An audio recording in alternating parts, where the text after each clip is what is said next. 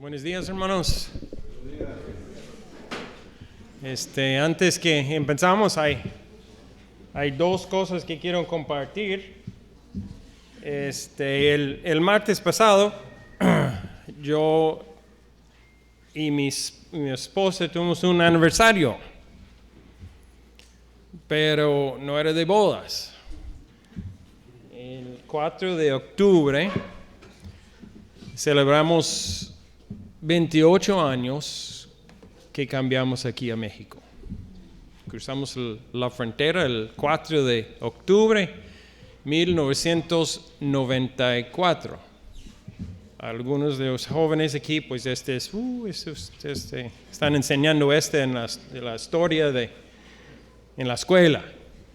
Pero hace 28 años cambiamos aquí y cuando pienso atrás, yo dejé un buen trabajo, vendimos la casa, casi todo lo que estaba delante de la casa lo vendimos y cambiamos a Mochis sin casi conocer a nadie.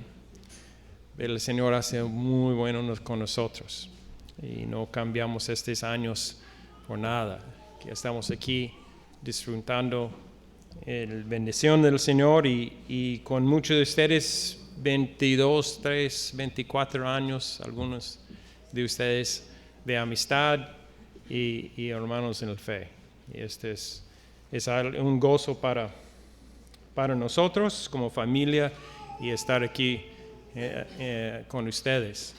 Y obviamente sí fuimos con mis hijos a celebrar con tacos. Entonces,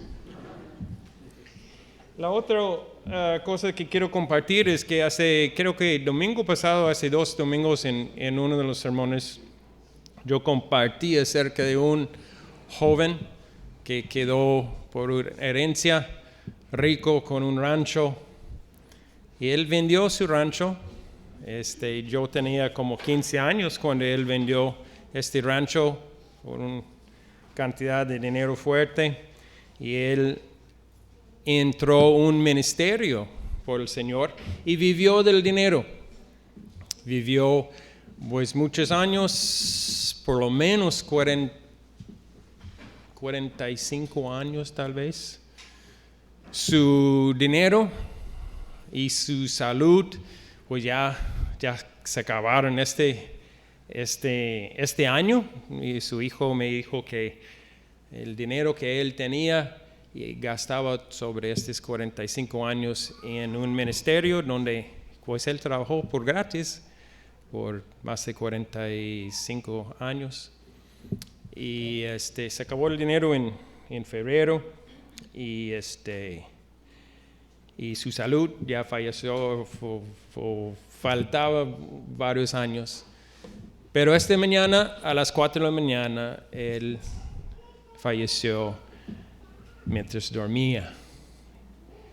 Él durmió en la noche con un cuerpo que con sus 96, 97 años no funcionaba muy bien, problemas de todos tipos, pero a las 4.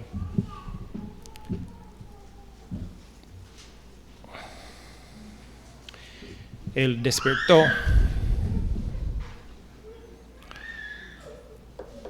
con un cuerpo nuevo y en la presencia del Señor.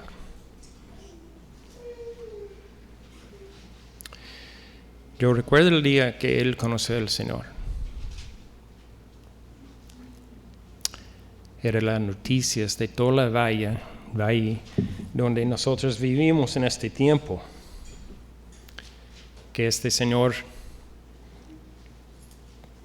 tan fuerte y independiente había entregado su vida al Señor. Es poco emocional por mí porque pues pasé mucho tiempo en su casa. Él tiene 2 hijos, uno 1 año mayor que yo y otro 1 año menor. Pasé mucho mi juventud allá en su casa y con él.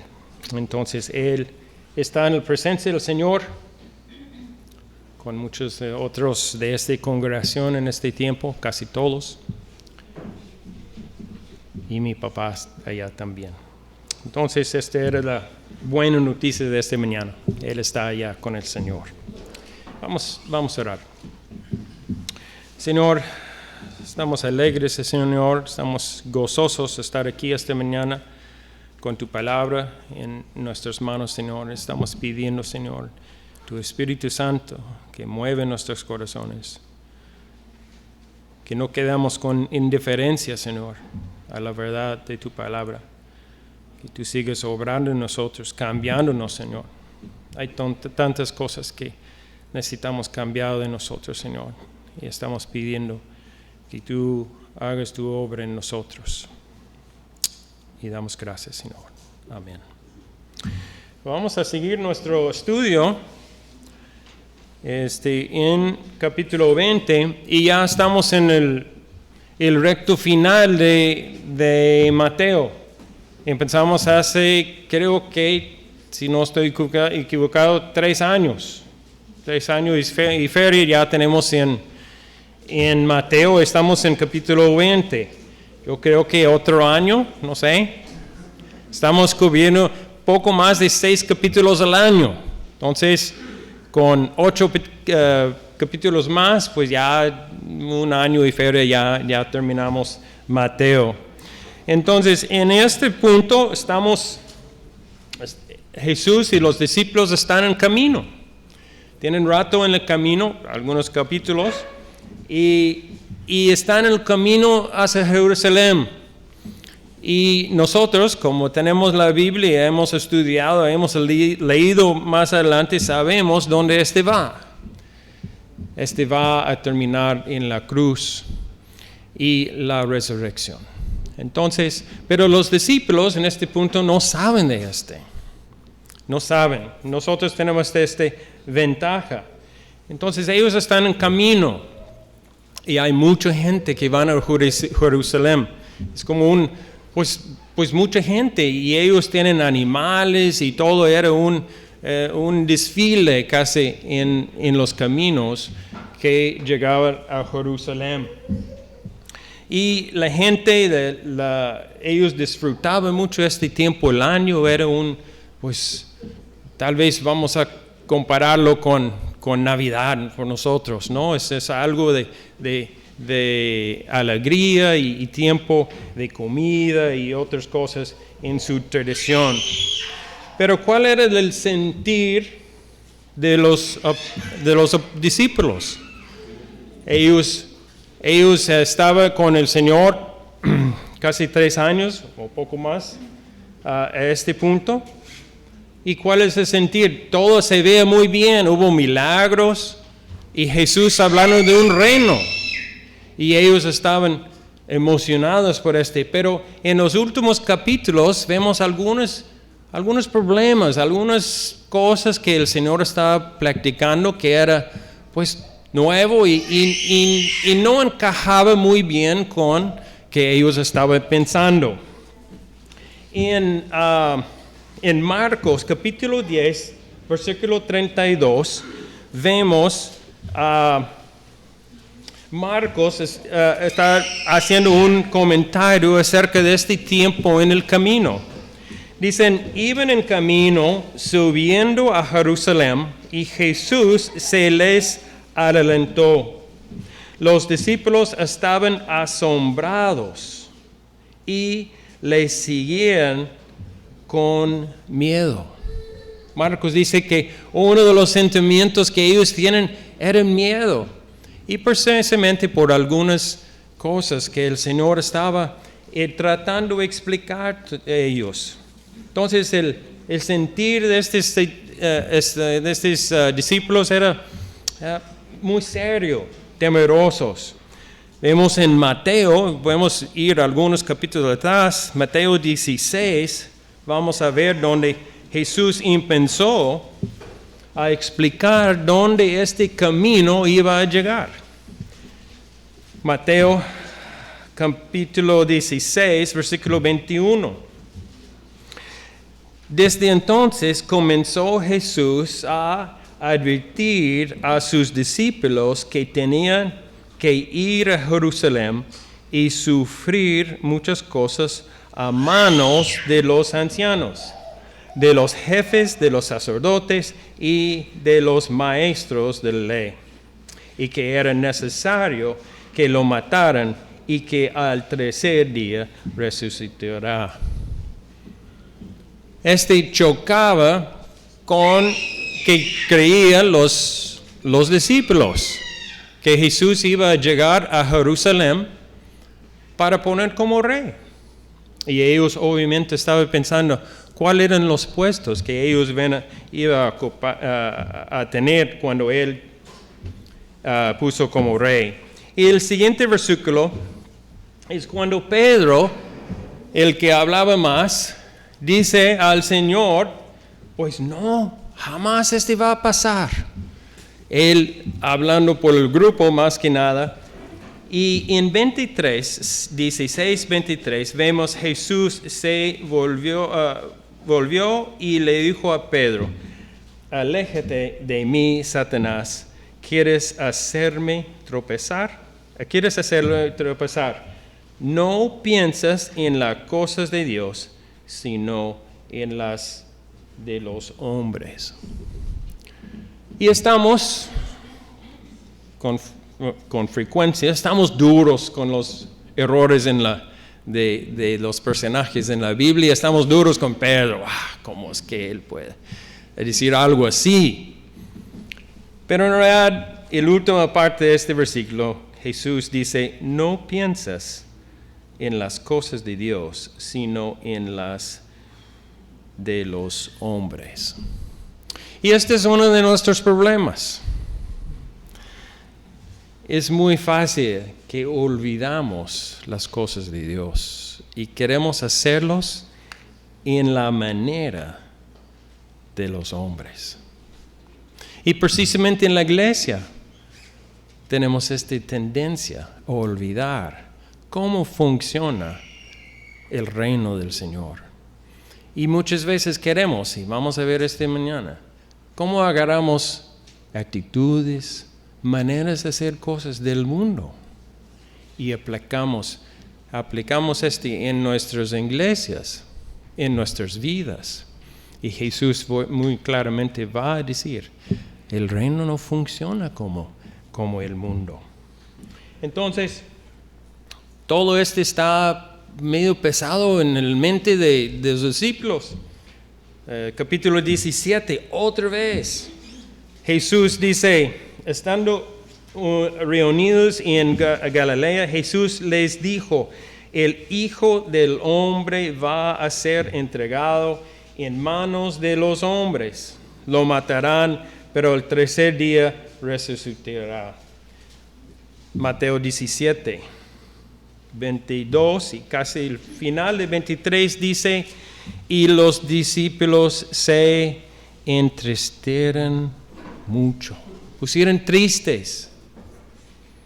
En parte sí entendieron las palabras que él estaba diciendo, pero no encajaba, ellos no entendieron qué estaba diciendo.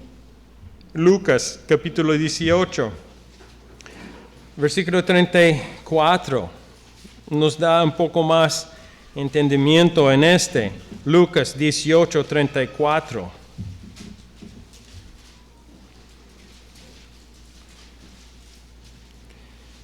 Los discípulos no entendieron nada de esto. Les era incomprensible, pues no captaban el sentido de lo que les hablaba. Ellos entendieron que no eran buenas noticias, no entendieron y las cosas no estaban encajando como ellos. Ellos habían dejado todo. Sus profesiones, casas, familias, para seguir al Señor. Tiene 3 años. Domingo pasado, en el capítulo pasado, ellos están, ¿y cómo va a salir por nosotros? Hemos dejado todo. El hombre rico no quería dejar nada, y ellos habían dejado todo, y ellos, duda, hay mucho en juego para ellos. Ellos estaban viendo, imaginando un Jesús, un Mesías victorioso, que iba a restaurar el reino de David. Y ahora están asombrados y temerosos. Lo que aún no entendieron completamente era que el camino del Salvador hacia la grandeza no siguió el patrón que esperaban. Se veía bien. La recompensa ya estaba casi al alcance. Y de repente Jesús estaba hablando de cosas que no entendieron. No entendieron que la gloria de su reino requería detenerse primero en la cruz. Y Jesús explicando que era necesario primero. Ellos estaban buscando una grandeza en el reino y buscando ser grande en el reino del Señor es algo bueno. Mateo 6:33 dice, más bien buscan primeramente ¿qué?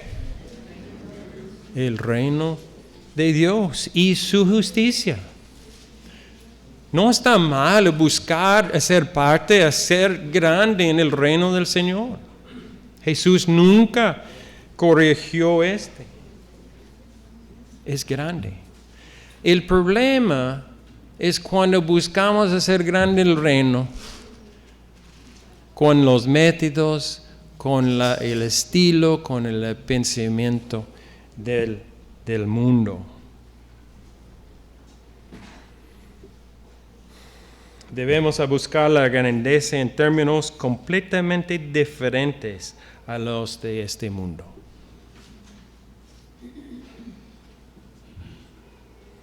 El camino a la grandeza en el reino de Jesús es seguir su propio ejemplo de servicio humilde y sacrificial.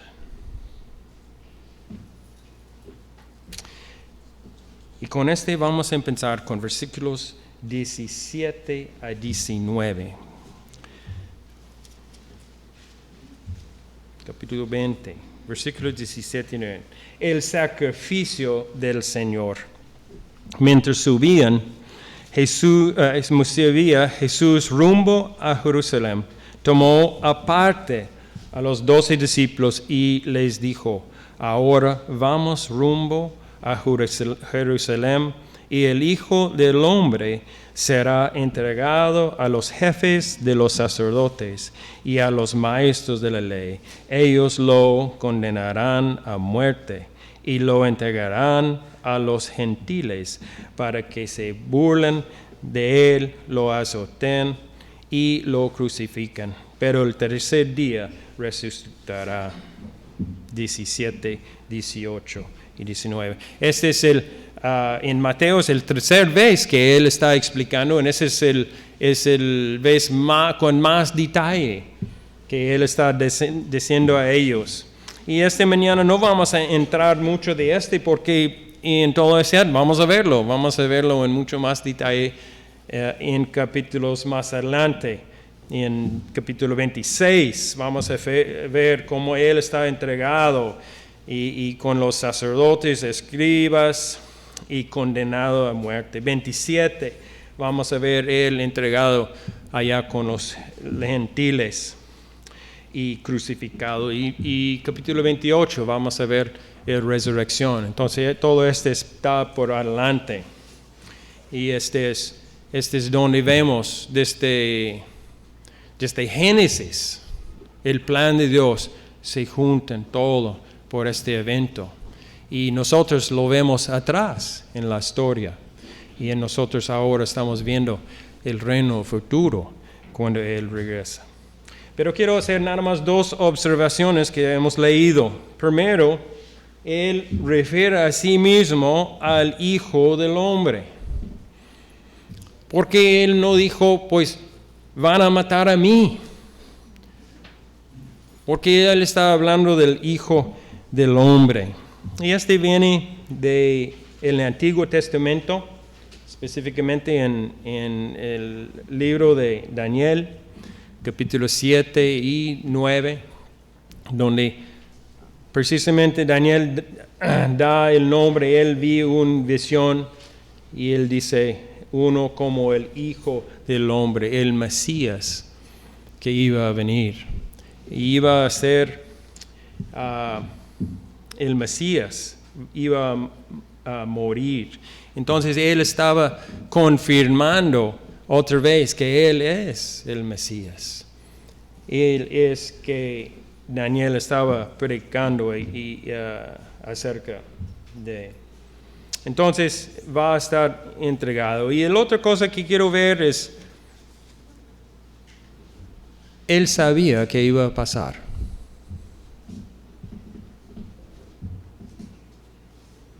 Él sabía que iba a pasar. Él está pocos días de todo este sufrimiento. ¿Y por qué lo hizo? En Daniel capítulo 9 dice muy claramente que no era para él. Él no necesitaba morir. Él no necesitaba sufrir. ¿Por qué lo hizo?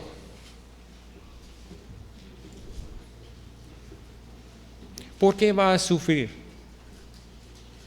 ¿Por qué va a morir? ¿Por qué va a cargar por todo el pecado del mundo? ¿Por su propia necesidad? No. Él lo hizo ¿qué? Por mí y para ti. Precisamente. Y él sabía qué iba a hacer. Él sabía que por nosotros él iba a entregar. Él nos tenía en mente cuando fue a la cruz. Él se entregó a sí mismo en servicio sacrificial por nosotros y para producir en nosotros la verdadera grandeza del reino. La única razón que yo o tú podemos estar aquí esta mañana en el Señor es porque Él lo hizo. No porque estamos muy listos, porque somos muy buenos, precisamente por este sacrificio. Pero este sacrificio no estaba en la mente de Jacobo y Juan, y menos su mamá. En versículos 20 a 24, vamos a ver la ambición de los discípulos. Y pensando en 20 y 21, vamos a ver. Entonces, la madre de Jacobo y de Juan, junto con ellos, se acercó a Jesús y, rodillándose, le pidió un favor. ¿Qué quieres?, le preguntó Jesús. Ordena que en tu reino uno de estos dos hijos míos se siente a tu derecha y el otro a tu izquierda. Estamos pensando en el sacrificio que iba a pasar en estos días. No. Vamos a empezar con, se dice, la madre de Jacobo y de Juan.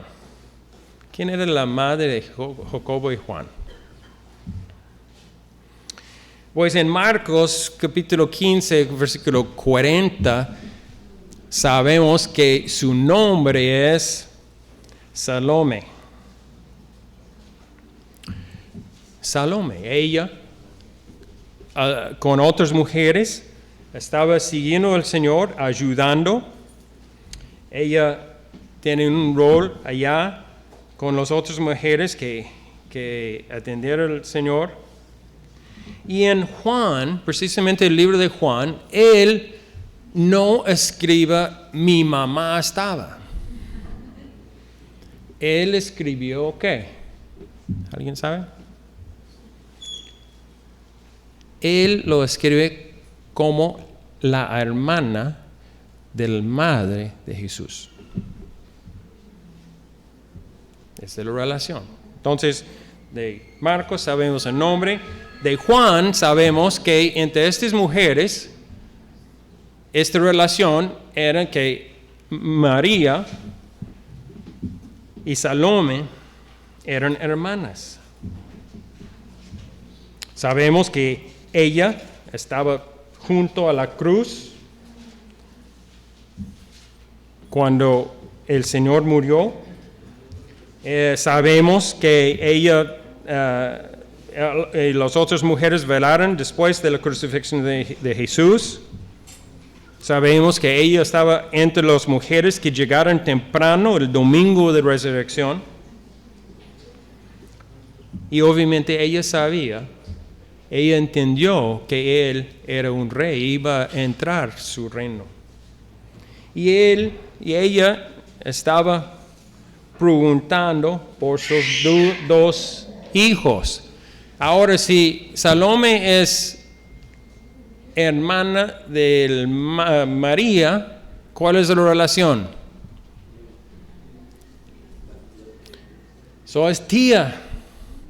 Y Jacobo y Juan son primos. ¡Wow! Estamos hablando de palancas, ¿no? Puedes imaginar que tu sobrino está entrando como alcalde.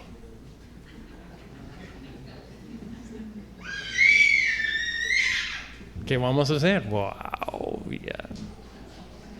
Que tu primo va a ser gobernador. Oh. Ya tenemos hecho la vida, ¿no? Que tu primo va a entrar como presidente. Oh, un secretario de finanzas, no sé qué, pero ya estamos llegando. Que tu sobrino va a ser rey. Wow. Este es especial. Podemos imaginar. Entonces, en parte entendimos la pregunta. Y en realidad, Jesús no está duro con ella acerca de la pregunta. Pero obviamente, ¿quién tenía la idea de pedir Pues Jacobo y Juan. Y en Marcos, en el capítulo 10 de Marcos, Marcos ni menciona la señora. Él cuenta la historia nada más que ellos lo pidieron. Que ellos querían. Ella acercó a su sobrino, según ella, a pedir un favor. No es la primera vez que hemos visto discípulos tratando a poner en primer lugar. Mateo capítulo 18, el primer 5 versículos allá. Los discípulos habían tenido una discusión. ¿Acerca de qué? Precisamente sobre este punto. ¿Quién era el más importante del reino? Habían discutido y Jesús había hablado con ellos acerca de Versículos, tenemos la petición, ahora en versículo 22 y 23, Jesús responde. Dice, ustedes no saben de lo que están pidiendo, les replicó Jesús. ¿Pueden acaso beber el trago amargo de la copa que yo voy a beber? Sí podemos. Ellos responden. Recuerden el joven rico que estudiamos. Él llegó diciendo a Jesús, el buen maestro. Y Jesús trataba a corregir o a traer a mente que en realidad estaba pidiendo. Y él siguió con su pregunta. Él estaba equivocado en que pensaba acerca de Jesús, y Jesús no lo agarró, no corrigió, no lo trató brusco. Y él siguió. Jesús dice, pues, seguir los mandamientos. Y, pues yo he hecho todo. Y Jesús sabe que no ha hecho todo, pero sigue. Y aquí ellos están pidiendo algo que en realidad ellos no tienen ninguna idea de qué están diciendo. Y vemos cómo tan suave el Señor está contestándolos. ¿Quién está agradecido cómo el Señor ha tratado a nosotros?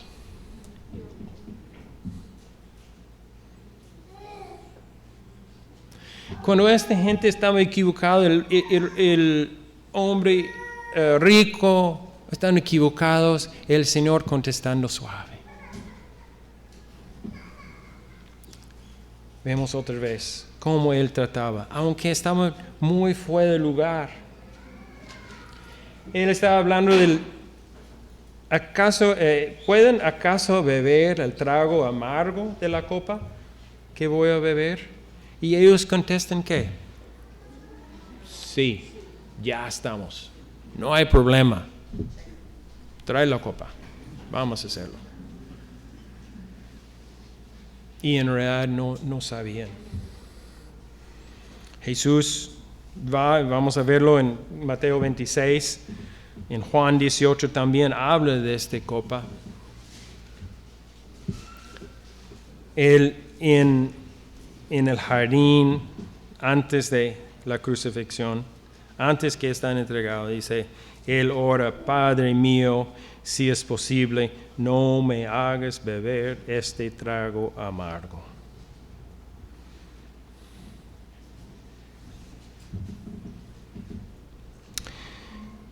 Pero no sea lo que yo quiero, sino que quieres tú.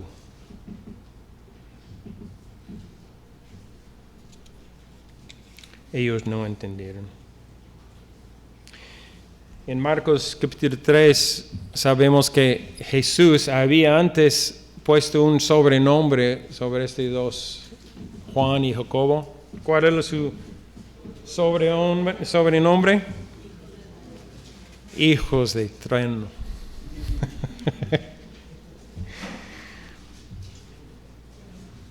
Y en un sentido, ellos iban a participar en el sufrimiento del Señor. Sabemos que en Hechos 12, los primeros 2 versículos de Hechos 12, sabemos que Jacobo iba a ser el primero a perder su vida por el Señor. Él era el primero a perder su vida por su testimonio. Juan, aunque pensamos que él murió de viejo en Éfeso, él sufrió muchas cosas en su vida por el Señor. Pero Jesús estaba muy claro en contestarlos que no le correspondía a él decidir esta cosa. Y se acabó la pregunta. Pero seguimos con el versículo 24. Cuando lo oyeron los otros 10 se indignaron contra los 2 hermanos. Porque indignaron con los 2.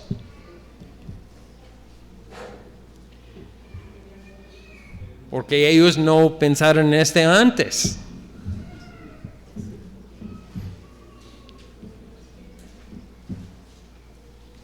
Jacobo y Juan querían cambiar, no eran los 12 discípulos, ellos querían ser los 2 discípulos y 10 ayudantes.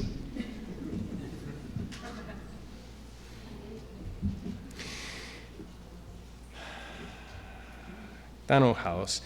Y entonces Jesús va a tomar esta oportunidad de enseñar ellos y nosotros. Y vemos punto número 3, los principios de la grandeza del reino. Vamos a ver versículos 25 a 28. Vamos a tomarlo en 3 partes. Primero, versículo 25. Jesús los llamó y les dijo: como ustedes saben, los gobernantes de las naciones oprimen a los súbditos, y los altos oficiales abusan de su autoridad. No sé si ustedes saben que pasa. Las autoridades oficiales abusan su autoridad. No, tenemos que explicar que los que están en la autoridad abusan de su autoridad. Creo que en todo el mundo sabemos. Es como Jesús está diciendo, es como funcionan.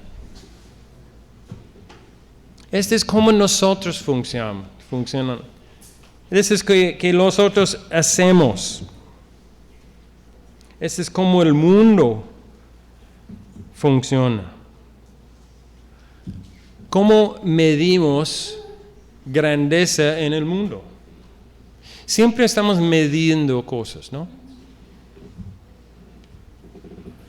En la compañía, si vas a trabajar en una compañía grande, tu puesto está, damos un rango basado en ¿qué? ¿Cuántas oficinas puedes limpiar en un día? ¿Este es el grandeza en la compañía? ¿No? Es cuántas personas tienes por abajo. Y uno está arriba, el otro, y ya por fin llegamos a 1 o 2 personas allá, el último. Siempre estamos midiendo grandeza. Números.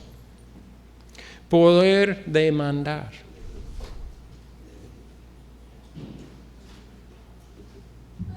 Siempre estamos midiendo dinero, carros. ¿Quién está más alto? ¿Quién es más chaparrito? ¿Más gordito? ¿Más delgado? ¿Más habilidad? ¿Quién puede cantar? ¿Quién no puede cantar? Siempre estamos midiendo.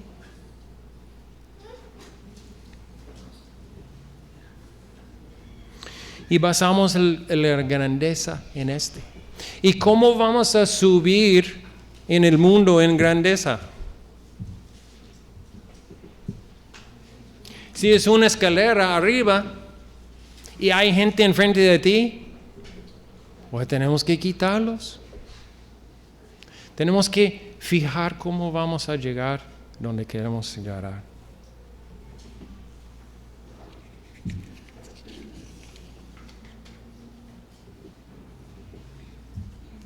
Una vez al año hay un congreso, vamos a ponerlo allá en Cancún. Y es un congreso de una denominación de iglesias.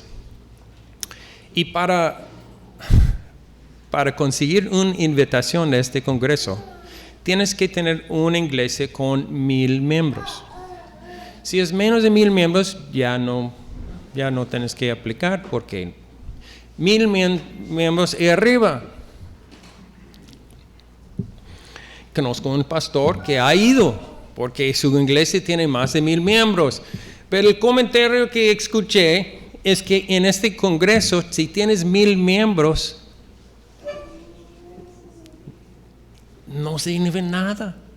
Porque en este congreso tienes que tener 5,000 para tener un puesto bueno.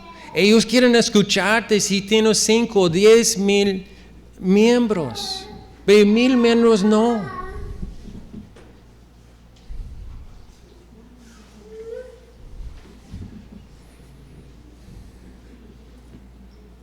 Siempre estamos midiendo.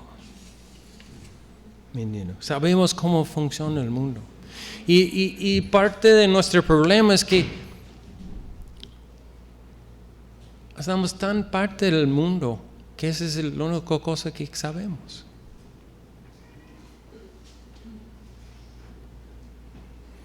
el éxito medimos en pesos o en dólares o euros y medimos el éxito en muchas maneras.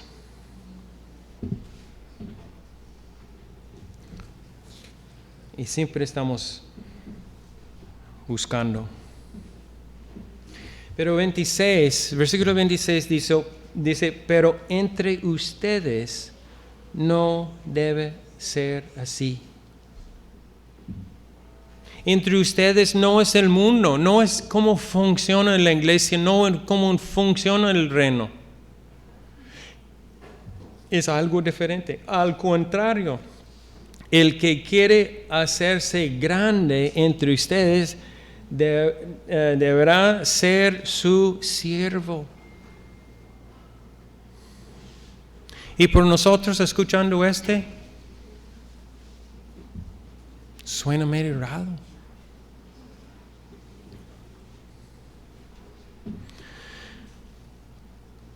Y estamos recuperando un poco de escuchar esta palabra siervo, y él dice, y el que quiere ser el primero deberá ser esclavo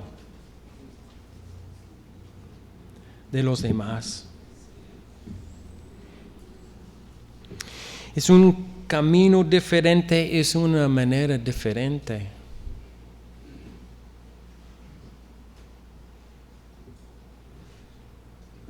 Romanos 8:29, en parte dice, también los predestinó a ser, ¿qué? Transformados según la imagen de su Hijo. ¿Por qué tenemos que ser transformados? Primero somos pecadores. Y cuando venimos al Señor traemos muchos maletas.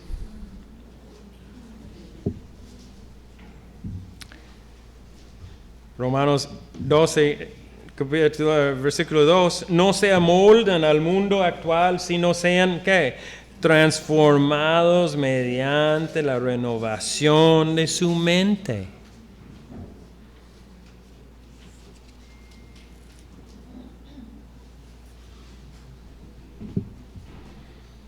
Juan capítulo 13, vamos a leer algunos versículos de Juan capítulo 13.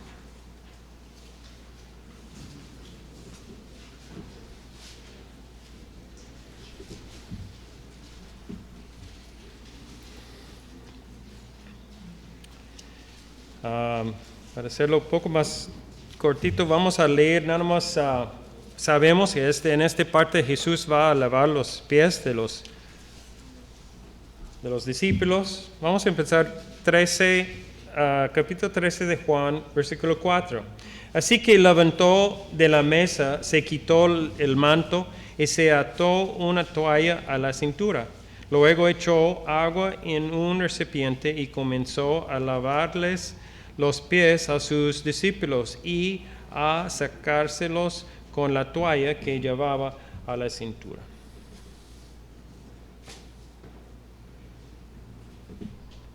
Este es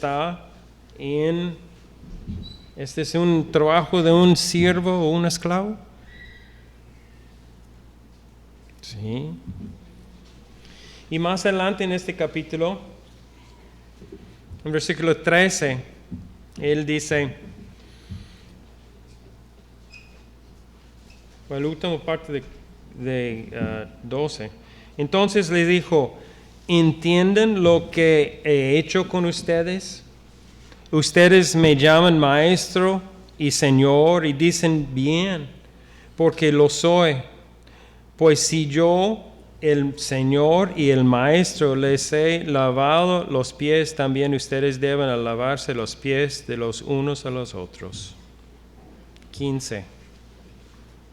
Les he puesto el ejemplo para que hagan lo mismo que yo he hecho con ustedes.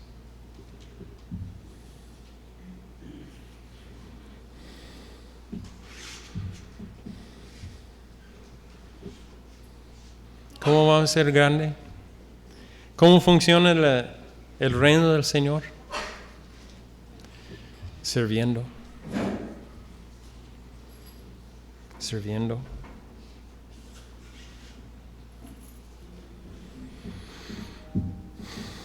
sirviendo.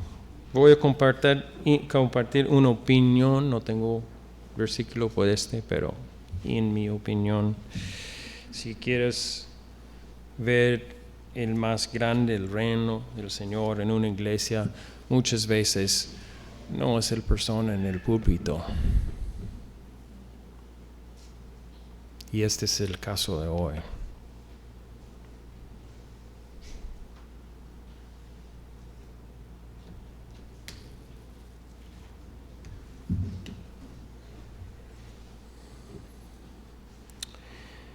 Versículo 16. Ciertamente les aseguro que ningún siervo es más que su amo, y ningún mensajero es más que el que lo envió. ¿Entienden esto?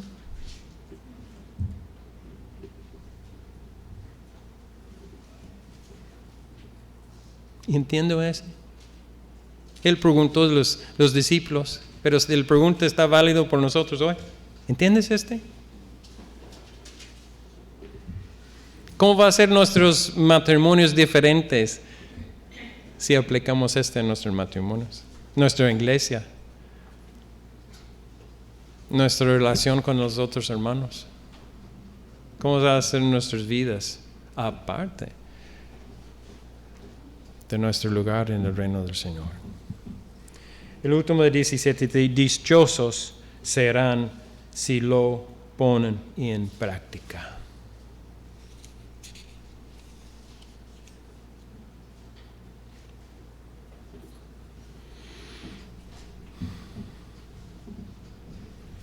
Entonces tuvimos versículo 25, cómo funciona el mundo. 26 y 27, nosotros en el reino del Señor no funciona así. No, la grandeza no está medido en términos del mundo. Y 28, así como el Hijo del Hombre no vino para que le sirvan, sino para servir y para dar su vida en rescate por muchos. Para dar su vida en rescate por gente como tú y yo.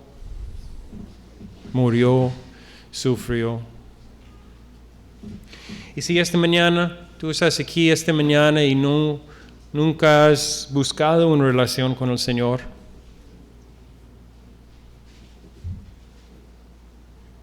ya sabes más o menos qué está ofreciendo, pero has rechazado.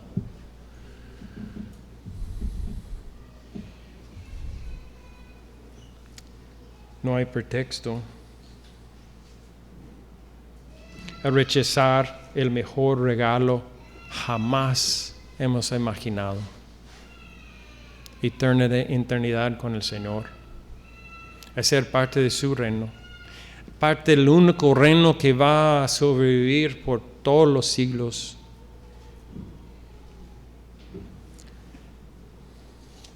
Tal vez es por orgullo, tal vez es porque el mundo se ve muy atractivo.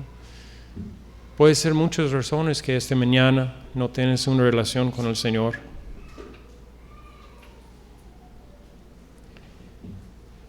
Pero en fin va a ser igual. Rechazaste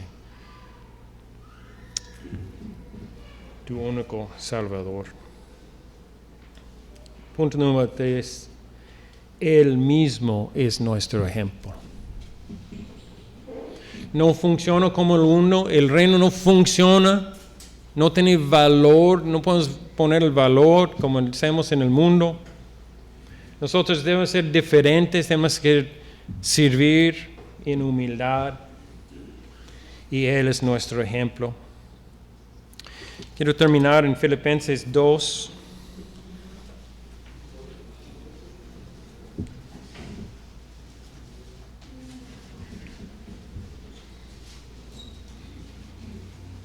Son algunos versículos y con este terminamos. Filipenses capítulo 2. Vamos a leerlo pausado.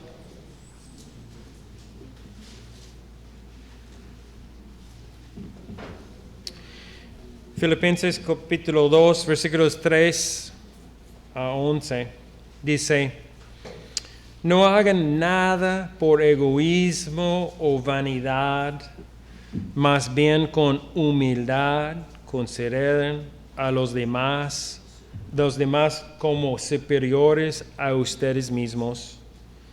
Cada uno debe velar no solo por sus propios intereses, sino también por los intereses de los demás. La actitud de ustedes debe ser como la de Cristo Jesús, quien siendo por naturaleza Dios, no consideró a ser igual a Dios como algo a que aferrarse. Por el contrario, se rebajó voluntariamente, tomando la naturaleza de siervo y haciéndose semejante a los seres humanos. Y al manifestarse como hombre, se humilló a sí mismo y se hizo obediente hasta la muerte y el muerte de cruz. Por eso Dios lo exaltó hasta lo sumo y se otorgó el nombre que está sobre todo nombre, para que ante el nombre de Jesús se doble todo rodilla en el cielo, en la tierra y debajo de la tierra, y toda lengua confiese que Jesucristo es el Señor, para gloria de Dios Padre.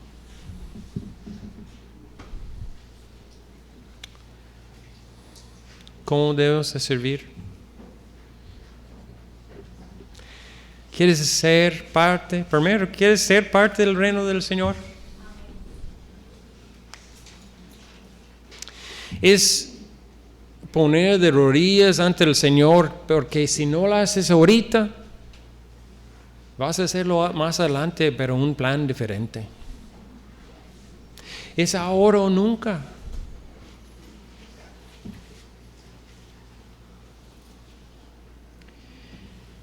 Y por nosotros que estamos en el Señor, ¿cómo debemos servir? Con humildad.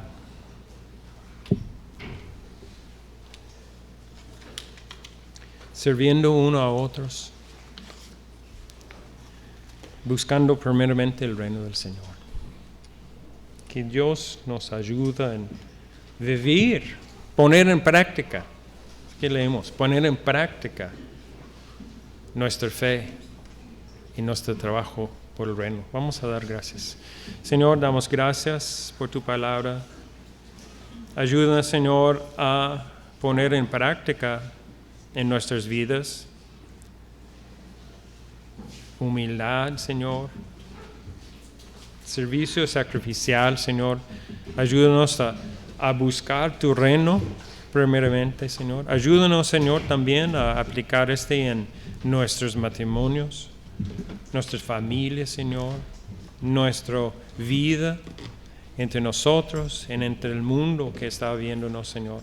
Pedimos que podamos vivir en una manera que te agrada, Señor. Que un día, Señor, un día vamos a estar en tu presencia. Tal vez acostando una noche, Señor, no levantamos el siguiente mañana, pero estamos en tu presencia y queremos estar listos, Señor. Amén.